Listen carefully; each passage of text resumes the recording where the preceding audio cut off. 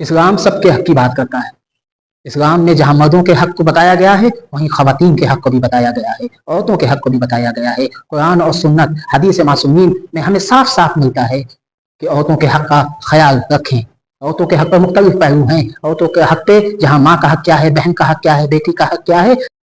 लोग ये कहते हैं कि इस्लाम में औरतों को पढ़ने की इजाजत नहीं है। गलत कहते हैं वो लोग, क्योंकि कुरान और सुन्नत, हदीस नबवी, हदीस मासूमीन ने जोर दिया है कि तमाम मुस्लिमों मुस्लिमात, मोमिनों मोमिनात, यानी हर मर्द हर औरत पे लाजिम है, यानी वाजिब है, जरूरी है कि वो पढ़ें और लिखें। और हदीसों में तो इतना बताया गया है कि अगर एक मर्द पढ़ता है तो वो अपने आप को संभालता है, मगर जब एक औरत पढ़ती है वो पूरी नस्ल को संभालती है। दीन इस्लाम में बेटी का अलग हक बताया है, बहन का अलग हक बताया है, माँ का अलग हक बताया है, बीवी का अलग हक बताया है।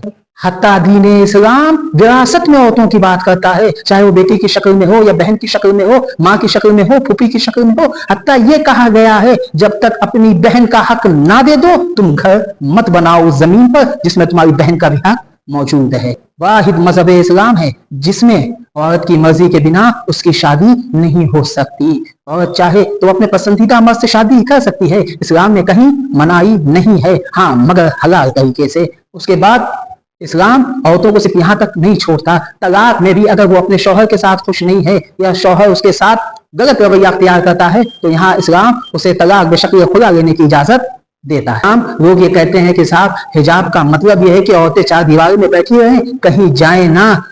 अक्ल को ये बात समझ नहीं आती। अगर औरतों को घर के अंदर ही रहना था तो इस्लाम हिजाब बनाता ही क्यों?